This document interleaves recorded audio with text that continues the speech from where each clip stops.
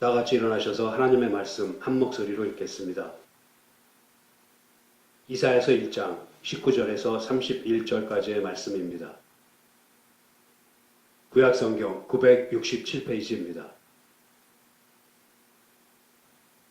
24절에서 28절까지만 읽겠습니다. 이사야서 1장 24절에서 28절까지의 말씀을 다 같이 읽겠습니다. 그러므로 주 만군의 여호와 이스라엘의 전능자가 말씀하시되 슬프다 내가 장차 내 대적에게 보응하여 내 마음을 편케 하겠고 내 원수에게 보수하겠으며 내가 또 나의 손을 내게 돌려 너희 짓기를 온전히 청결하여 버리며 너희 혼잣물을 다 제하여 버리고 내가 너희 사사들을 처음과 같이 너희 모사들을 본래와 같이 회복할 것이라. 그러한 후에야 네가 의의 성읍이라 신실한 고을이라 칭함이 되리라 하셨나니 시온은 공평으로 구속이 되고 그 귀정한 자는 의로 구속이 되리라. 그러나 패역한 자와 죄인은 함께 패망하고 여호와를 버린 자도 멸망할 것이라. 아멘.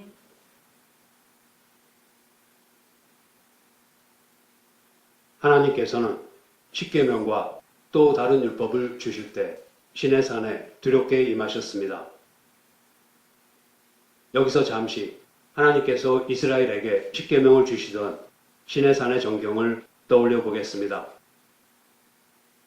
신명기 4장 11절 말씀이 바로 그 장면을 묘사하는데 산에 불이 붙어 화염이 충천하고 유암과 구름과 흑암이 덮었다고 합니다.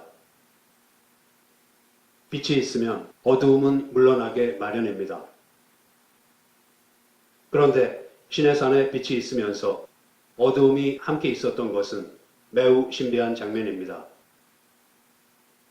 이 세상에서는 빛과 어두움이 같이 할 수 없지만 하나님께서 자신을 나타내실 때에는 빛과 어두움이 함께 있었습니다. 하나님께서는 빛으로 계시지만 동시에 어두움으로 가리우셔서 사람이 어느 정도 이상은 알 수 없게 하십니다. 하나님께서 말씀을 통해 자신을 나타내시는 만큼만 우리가 알 수 있을 뿐 하나님은 우리의 이해를 뛰어넘으시는 분이십니다. 빛으로 계시하시기 때문에 우리가 알 수 있지만 그 빛은 우리가 가까이 할 수 없는 빛이기도 합니다. 더구나 어두움으로 가리시기 때문에 피조물로서는 하나님께서 계시하는 것 이상은 알 수 없습니다. 이처럼 하나님께서는 자신을 계시하시는 동시에 가리십니다. 마침내 여호와의 음성이 들리니까 사람들은 모두 두려움에 떨었습니다. 이 상황은 이스라엘 백성으로 하여금 하나님은 경외해야 할 분이라는 사실을 깨닫게 해주기에 충분했습니다. 왜 하나님께서는 이스라엘 백성으로 하여금 율법을 받을 때 하나님을 두려워하게 하셨습니까? 하나님을 두려워하라는 것은 무서워하라는 것이 아닙니다. 그것은 하나님께서 주신 법을 지킴으로써 하나님과의 관계에서 끊어지지 않도록 경계하라는 뜻입니다. 율법을 어기면 죽게 되어 있습니다. 그만큼 두려운 법을 주신 것은 하나님을 경외하게 하기 위해서였습니다. 이스라엘 백성으로 하여금 하나님을 경외함으로써 하나님과의 관계에서 벗어나지 않게 하시려는 의도에서였습니다. 오늘 이사야 선지는 율법의 참뜻에 따라 하나님과 연합해서 사는 것이 왜 그토록 중요한지 또 그것에 실패하는 우리를 자녀답게 만드시기 위해서 얼마만한 열심과 의지로 우리에게 다가오시는지에 대해서 이야기하고 있습니다.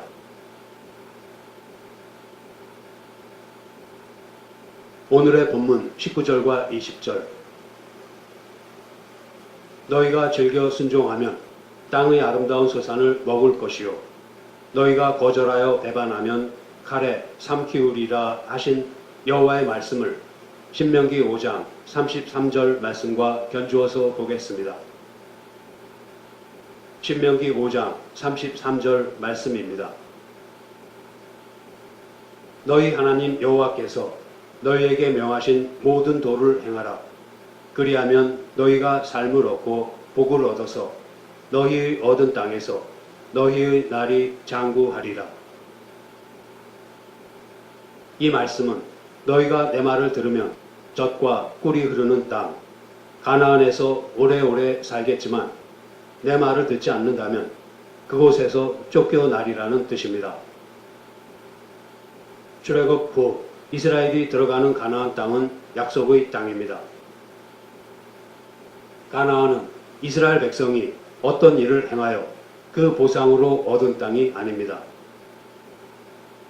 단지 하나님께서 그들에게 주시기로 한 약속에 의해 얻게 된 땅입니다. 잠시 가나안 땅을 왜 젖과 꿀이 흐르는 땅이라고 하는지를 설명해 주는 신명기 11장 10절에서 15절 말씀을 보겠습니다. 너희가 들어가 얻으려 하는 땅은 너희가 나온 애굽 땅과 같지 아니하니 거기서는 너희가 파종한 후에 발로 물 대기를 채소밭에 댐과 같이 하였거니와 너희가 건너가서 얻을 땅은 산과 골짜기가 있어서 하늘에서 내리는 비를 흡수하는 땅이요 내 하나님 여호와께서 권고하시는 땅이라. 새초부터 새말까지 내 하나님 여호와의 눈이 항상 그 위에 있느니라. 내가 오늘날 너희에게 명하는 나의 명령을 너희가 만일 청종하고 너희의 하나님 여호와를 사랑하여 마음을 다하고 성품을 다하여 섬기면 여호와께서 너희 땅에 이른비 늦은 비를 적당한 때에 내리시리니 너희가 곡식과 포도주와 기름을 얻을 것이요 또 육축을 위하여 들에 풀이 나게 하시리니 네가 먹고 배부를 것이라. 애굽은 나일강의 잦은 범람을 대비하다 보니 일찍이 관계수로 시설이 발달했습니다. 그러나 이스라엘은 말 그대로 천수다, 즉 하늘에서 내리는 비에만 농사를 의존했습니다. 그런데 이스라엘의 땅은 일부를 제외하고는 광야를 포함하는 매우 척박한 땅이었습니다. 땅의 기름진 정도로만 이야기하면 여러분과 제가 살고 있는 캘리포니아 땅은 이스라엘과 비교할 수 없을 정도로 비옥한 땅입니다. 그야말로 젖과 꿀이 흐르는 땅입니다. 그럼에도 불구하고 가나안을 굳이 젖과 꿀이 흐르는 땅이라고 부르는 것은 무슨 까닭이겠습니까? 그 답이 방금 읽은 신명기 11장 12절 말씀에 있습니다. 내 하나님 여호와께서 권고하시는 땅이라. 새초부터 새말까지 내 하나님 여호와의 눈이 항상 그 위에 있느니라. 척박한 가나안 땅이 젖과 꿀이 흐르는 땅이라고 불리는 것은 바로 하나님께서 1년 내내 보살피고 지켜주시기 때문이라는 것입니다. 애굽은 관계수로 시설, 곧 인간적인 노력으로 생명을 유지했습니다. 그러나 이스라엘은 적당한 때에 내리는 이른 비와 늦은 비, 곧 하나님의 은혜로 생명을 보존하고 유지했습니다. 다시 말해서 가나안이 젖과 꿀이 흐르는 땅인 것은 하나님께서 통치하시는 땅이기 때문입니다. 그러므로 가나안은 하나님을 섬기며 그 뜻을 따라 사는 사람들에게만 허락된 땅이었습니다.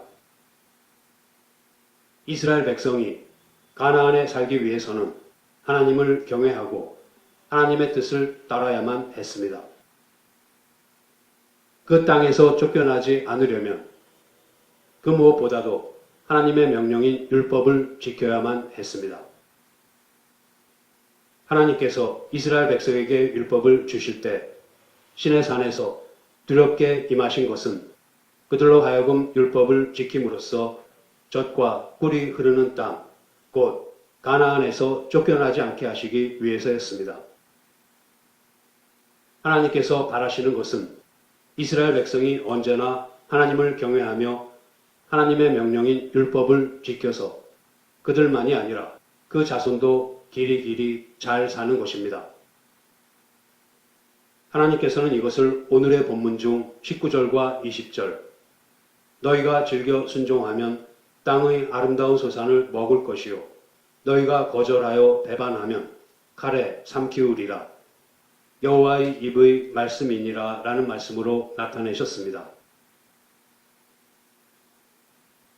자칫 우리는 신앙생활을 잘하면 복을 받고 잘못하면 벌을 받는다는 보상의 차원으로 잘못 생각하기 쉽습니다. 그러나 앞에서 살펴본 바와 같이 복은 하나님을 경외하는 데에 있습니다. 시편 1편은 복 있는 사람은 하나님의 뜻을 따라 사는 사람이라고 이야기합니다. 신약에 나오는 팔복의 복 있는 사람도 심령이 가난하고 애통하고 마음이 청결한 사람, 곧 영적으로 하나님 앞에 서 있는 사람들입니다. 이렇게 볼 때에 성도들이 하나님께 받은 복은 다름이 아니라 하나님과의 바른 관계에 있는 것을 말합니다. 이사야 선지가 선포한 너희가 즐겨 순종하면 땅의 아름다운 소산을 먹을 것이요 너희가 거절하여 배반하면 칼에 삼키우리라는 말씀이 요한복음에는 다음과 같이 적혀 있습니다. 요한복음 15장 1절에서 6절 말씀입니다. 내가 참 포도나무요 내 아버지는 그 농부라. 무릇 내게 있어 과실을 맺지 아니하는 가지는 아버지께서 이를 제해 버리시고 무릇 과실을 맺는 가지는 더 과실을 맺게 하려 하여 이를 깨끗게 하시느니라. 너희는 내가 일러준 말로 이미 깨끗하였으니 내 안에 거하라. 나도 너희 안에 거하리라. 가지가 포도나무에 붙어있지 아니하면 절로 과실을 맺을 수 없음 같이 너희도 내 안에 있지 아니하면 그러하리라. 나는 포도나무요 너희는 가지니 저가 내 안에 내가 저 안에 있으면 이 사람은 과실을 많이 맺나니 나를 떠나서는 너희가 아무것도 할 수 없음이라. 사람이 내 안에 거하지 아니하면 가지처럼 밖에 버리워 말라지나니 사람들이 이것을 모아다가 불에 던져 사르느니라. 우리에게 친숙한 포도나무와 가지의 비유입니다. 가지는 나무의 줄기에 붙어 있어야 생명을 유지할 수 있고 또 그 생명을 더욱 풍성하게 누릴 수 있습니다. 가지가 나무를 위하는 길은 그 나무에 붙어 있는 것입니다. 그럼으로써 그 끝에 나무가 맺어주는 열매를 풍성하게 메어 다는 것만이 나무를 위하고 자기 자신을 위하는 길입니다. 만일 가지가 나무에서 떨어져 나아가 자기의 힘으로 열매를 맺어서 나무에게 유익을 끼치겠다고 한다면 그것은 참으로 터무니없는 생각입니다. 왜냐하면 가지 스스로는 열매를 맺을 수 없을 뿐만 아니라 나무에 붙어 있지 않는 가지는 오래지 않아 말라 죽기 때문입니다. 이와 같이 성도들이 소유하는 생명과 진리 역시 모든 복의 근원이신 하나님께 꼭 붙어 있을 때에만 주어지는 것입니다. 우리는 우리가 누리는 복이 우리 스스로가 어떤 일을 해서 이룬 성과에 대한 보상으로 주어진다는 생각을 버려야 합니다. 성도의 복은 하나님과 연합하여 사는 것 그 자체입니다. 이 사실에 대한 이해가 부족하면 우리의 생활이 고통스러울 때에는 벌을 받고 있다고 생각하기 쉽습니다. 또 그와는 반대로 윤택할 때에는 복을 받고 있다고 생각하기 쉽습니다. 시편 73편을 보면 믿지 않는 자가 윤택하게 사는 것으로 말미암아 신앙생활을 열심히 하는 것이 과연 무슨 소용이 있는가 하는 시험에 빠진 한 성도의 호소가 나옵니다. 하나님은 마음이 정직한 사람과 마음이 정결한 사람에게 선을 베푸시는 분이건만 나는 그 확신을 잃고 넘어질 뻔했구나. 그 믿음을 버리고 미끄러질 뻔했구나. 악인들은 죽을 때에도 고통이 없으며 몸은 멀쩡하고 윤기까지 흐른다. 사람들이 흔히 당하는 그런 고통이 그들에게는 없으며 사람들이 드물지 않게 당하는 재앙도 그들에게는 아예 가까이 하지 않는구나. 이와 같은 호소가 무엇 때문에 나오는 것입니까? 그것은 신앙생활의 보상이 현실에서의 삶의 겉모습으로 주어진다고 생각하기 때문입니다. 그러나 포도나무와 가지의 비유에서 보았듯이 성경은 현재 우리의 삶이 고통스러운가 또는 윤택한가가 아니라 우리가 하나님과 연합해 있는가 그렇지 않은가가 지금 복을 받고 있는가의 기준이라고 가르치고 있습니다. 이것이 바로 율법이 가르치고 있는 점입니다. 많은 사람들이 율법을 단순히 죄 짓지 말라는 뜻으로만 받아들입니다. 윤리적이고 도덕적인 면에서만 접근하려고 합니다. 살인하지 말라, 간음하지 말라, 도적질하지 말라. 이 명령들은 단순히 그 행위 자체가 나쁘기 때문만은 아닙니다. 율법을 범하면 그것을 범한 것에서 그치지 않고 하나님과의 관계에서 끊어져 나간다는 근본적인 사실을 가르쳐 주려는 것입니다. 하나님으로부터 멀어지는 것이 얼마만큼 큰 불행인지를 알게 해 주려는 것입니다. 우리는 이미 하나님께서 무엇 때문에 율법을 주셨는지 그리고 율법을 주실 때에 왜 두려움 가운데 임하셨는지에 대해서 이야기를 나눴습니다. 그것은 이스라엘 백성으로 하여금 하나님을 경외함으로써 하나님과의 관계에서 벗어나지 않게 하시려는 의도에서였습니다. 그러나 당시의 이스라엘 백성은 어떠했습니까? 그들은 단지 율법을 지키는 것과 율법을 범하는 것의 경계선을 넘어가지 않으려는 최소한의 노력만을 하고 있었을 뿐입니다. 이스라엘 백성의 이와 같은 외식적인 노력은 겉으로 드러나는 종교적 행위와 열심으로 표현되었습니다. 그러는 동안에 안타깝게도 하나님과 연합해서 살아야 한다는 율법의 참뜻은 놓치고 말았습니다. 마치 오늘날 우리의 모습과도 같지 않습니까? 그리스도와 연합하여 그리스도의 지체로서 그리스도를 닮아가는 신앙의 본질에 집중하지 못한 채 세상에서의 형통을 견눈질하고 있는 우리의 모습을 보고 있는 듯하지 않습니까? 신앙의 가치를 세상에서의 형통과 고통을 기준으로 가늠하고 있다면 그것은 이미 신앙이 아닙니다. 하나님의 사람으로 고통스러운 생애를 산 사람은 얼마든지 있습니다.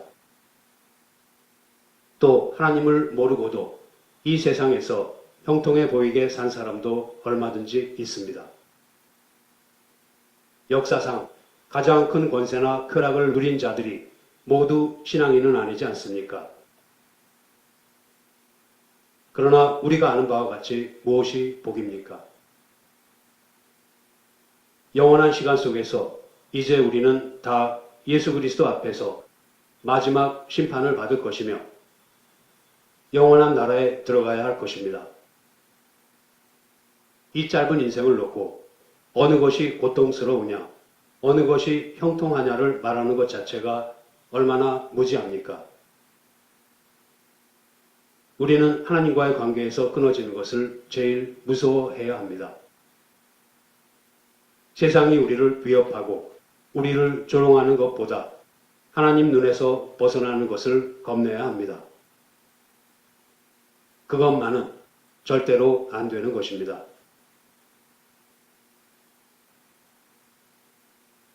하나님께서 바라시는 것은 이스라엘 백성이 언제나 하나님을 경외하며 하나님의 모든 명령을 지켜서 그들과 그 자손이 대대로 잘 사는 것입니다. 그러나 이스라엘 백성은 하나님의 뜻을 따라 살지 못하고 범죄하여 그 행위가 날로 부패했습니다. 그들의 구체적인 부패의 내용에 대해 하나님께서는 오늘의 본문 중 21절부터 23절에서 이렇게 한탄하십니다. 어쩌다가 신실하던 성읍이 장녀처럼 되었는가? 한때는 정의와 진리를 사랑하는 자들로 가득하더니 이제는 살인자들 뿐이로구나. 예루살렘아, 너는 한때 순은과 같았으나 이제는 쓸모없는 찌꺼기가 되었으며 전에는 좋은 포도주와 같았으나 이제는 그 포도주에 물이 섞였구나. 너희 지도자들은 반역자요 도둑들과 한패이며 하나같이 뇌물과 선물 받기를 좋아하고 고아와 과부의 억울한 문제를 해결해 주지 않는구나. 이처럼 진노하신 하나님께서는 이윽고 24절에서 심판을 선언하십니다. 그러므로 너희는 전능하신 여호와 능력 있는 이스라엘의 하나님께서 하시는 말씀을 들어라. 내가 내 원수인 너희에게 복수할 것이니 너희가 더 이상 나를 괴롭히지 못할 것이다. 이스라엘을 원수로까지 여기시며 심판하시겠다고 말씀하십니다. 그런데 이 심판의 선언에 바로 이어지는 25절에서 27절의 메시지는 다름이 아닌 구원의 메시지입니다. 내가 너희를 용광로에 넣어 불순물을 제거하고 깨끗하게 할 것이며 그 후에 내가 너희에게 이전처럼 지도자들과 좋은 자들을 줄 것이다. 그러면 예루살렘이 의롭고 신실한 성이라고 불려질 것이다. 여호와는 의로우신 분이시므로 그는 예루살렘과 회개하고 돌아오는 모든 자들을 구원하실 것이다. 이것으로부터 우리는 여기에서 말하는 심판이 심판으로 끝나지 않는다는 것을 알 수 있습니다. 그것은 하나님께서 이스라엘 백성을 하나님의 자녀답게 만드시기 위해서 행하시는 심판인 것입니다. 이와 같이 우리가 이 땅에서 하나님의 자녀로서 받아야 할 심판에 대해 히브리서 12장 6절은 주께서 그 사랑하시는 자를 징계하시고 그의 받으시는 아들마다 채찍질 하신다라고 말합니다. 여기서 징계라는 말의 원어의 뜻은 자식 만들기입니다. 영어 성경에서는 discipline으로 번역되었습니다. discipline은 사람을 훈련시킨다는 뜻입니다. 하나님께서는 우리를 합당한 하나님의 자녀로 만드시기 위해서 일생을 통해 훈련을 시키십니다.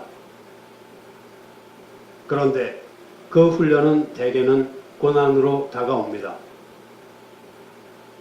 그것은 우리는 이미 예수 그리스도로 말미암아 하나님의 자녀로 부름받은 거룩한 존재이지만 죄인으로 태어난 부패한 성품 또한 여전히 가지고 있기 때문입니다.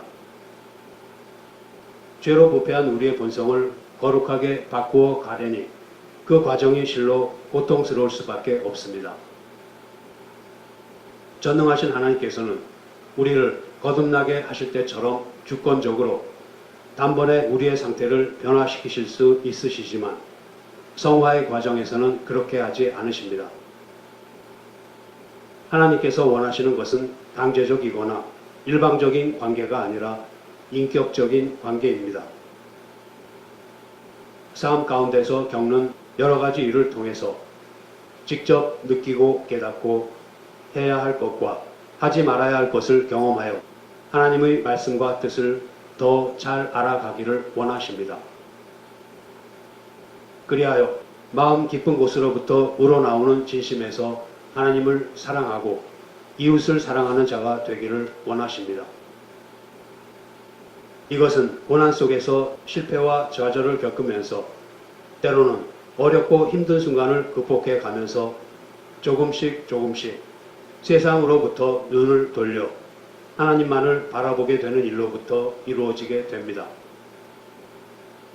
그렇기 때문에 하나님께서는 우리로 하여금 당하는 고난을 피해가거나 면하게 해주시지 않습니다. 25절에서 내가 너희를 용광로에 넣어 불순물을 제거하고 깨끗하게 할 것이라고 하신 말씀대로 고난을 겪고 또 겪고 하는 가운데 그 고난이 주어진 의미와 유익을 잘 깨닫고 또 실제로 그 유익을 얻음으로써 정금과 같이 연단되기를 원하시는 것입니다. 그런데 하나님께서 행하시는 심판에는 앞서 살펴본 하나님의 자녀로서 이 땅에서 받는 심판 외에도 최종적인 심판과 하나님의 자녀들이 죽은 후에 받는 심판이 있습니다. 그 중에서 최종적인 심판은 하나님께 속한 자와 그렇지 않은 자를 확정하는 기본 심판입니다. 이 심판은 기독교인과 비기독교인을 구별합니다.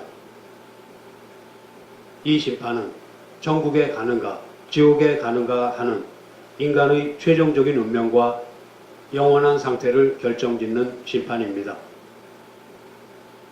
하나님께서 이 세상에서 자기 백성을 심판하시는 것은 그들로 하여금 이러한 지옥에 떨어지는 최종적인 심판을 받지 않게 하시기 위함입니다. 사도 바울은 이에 대해서 우리가 판단을 받는 것은 주께 정죄를 받는 것이니 이는 우리로 세상과 함께 죄의 정함을 받지 않게 하려 하심이라 라고 말합니다. 이처럼 하나님의 자녀를 위한 심판에 대해서 말씀하신 하나님께서는 이어서 하나님께 속하지 않은 자에 대한 최종적인 심판에 대해서 말씀하십니다. 오늘의 본문 중 28절에서 31절 말씀입니다. 그러나 거역하고 범죄하는 자들은 다 패망하고 여호와를 저버리는 자도 망할 것이다. 너희는 상수리나무 아래와 동산에서 우상 섬기던 일로 부끄러움과 수치를 당하고 잎이 마른 상수리나무와 물 없는 동산과 같이 될 것이다. 너희 중에 강한 자는 부식깃과 같고 그의 행위는 불티와 같아서 함께 탈 것이나 끌 사람이 없을 것이다. 하나님께 속하지 않은 그와 같은 사람의 최종적인 운명은 영원한 불못에 던져지는 것입니다. 참고로 하나님의 자녀들이 죽은 후에 받는 심판에 대해 아주 간략하게 살펴보겠습니다. 우리는 누구나 다 그리스도의 심판대 앞에 설 것입니다. 사도 바울은 고린도전서 3장에서 각 사람의 공력이 나타날 터인데 그 날이 그 공력을 밝힐 것이라고 했습니다. 이것은 우리가 기독교인이 된 후에 행한 것에 대한 심판을 가리킵니다. 기독교인은 그리스도의 앞에서 선악간에 행한 것에 따라 심판을 받을 것입니다. 그러나 이 심판은 우리가 천국에 가는가 지옥에 가는가 하는 인간의 최종적인 운명과 영원한 상태를 결정짓는 심판은 아닙니다. 다만 이 심판은 우리가 장차 영화롭게 된 후에 일어날 일을 결정하는 것입니다. 성경은 그것이 무엇인지에 대해서는 설명하고 있지는 않지만 그러한 심판이 있다는 것은 분명하게 가르치고 있습니다. 이 심판은 우리에게 위로가 됩니다. 그렇다고 해서 이 심판이 감당하기에 쉬울 것이라는 의미는 아닙니다. 우리는 이 심판을 통해 우리에게 남아있는 세상의 찌꺼기를 모두 제거받고 하나님의 자녀로 온전해집니다. 이러한 의미에서 우리는 이 심판이 설령 감당하기 힘들지라도 기쁨으로 그것을 소망하고 또 맞이해야 하는 것입니다.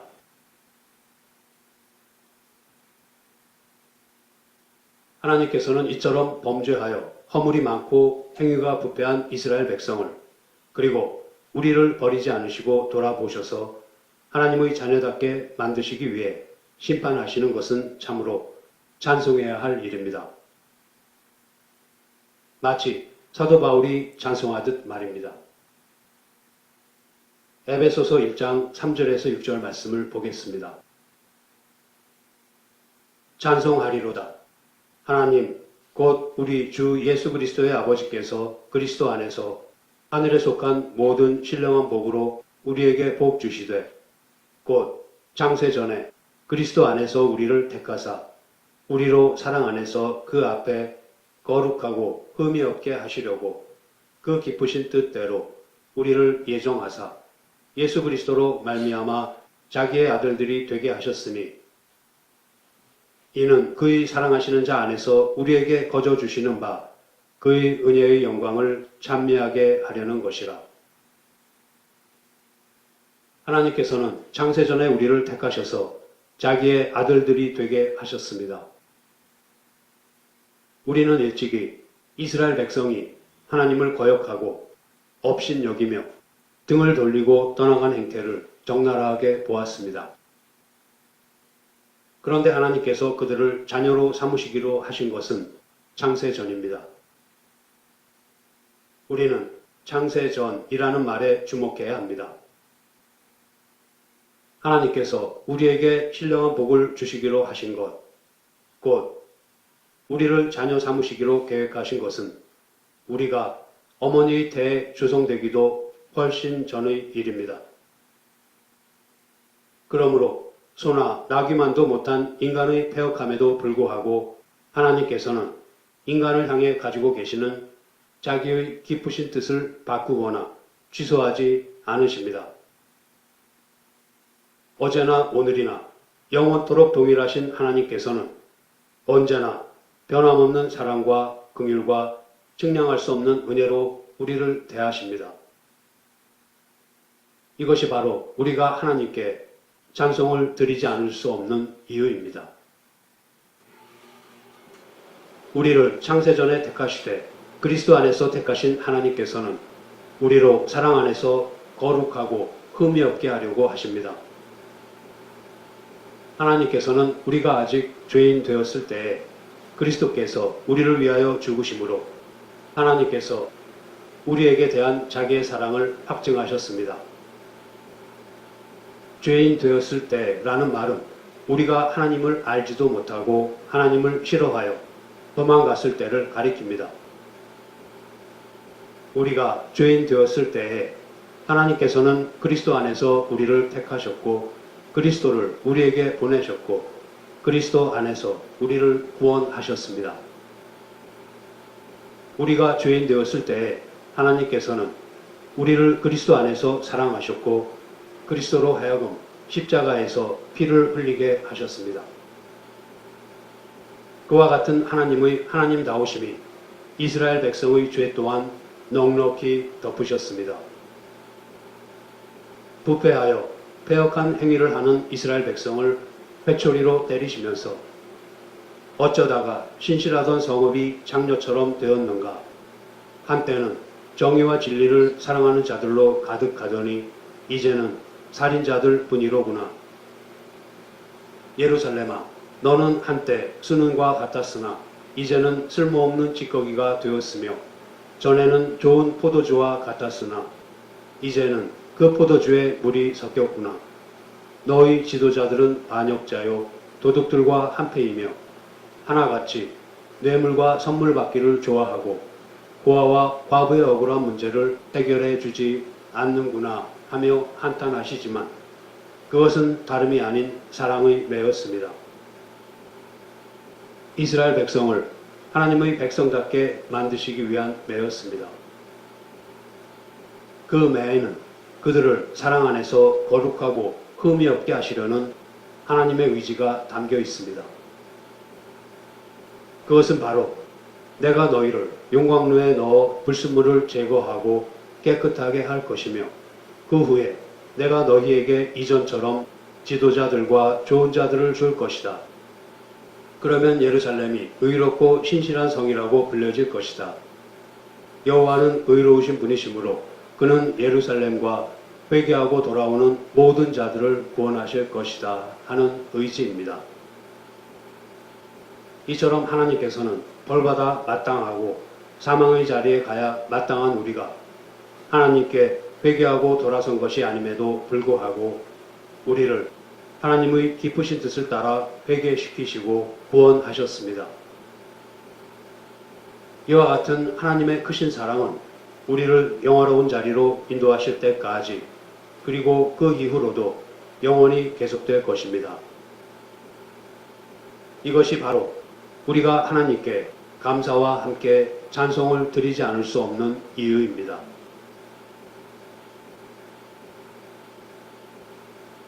이제 말씀을 마치겠습니다.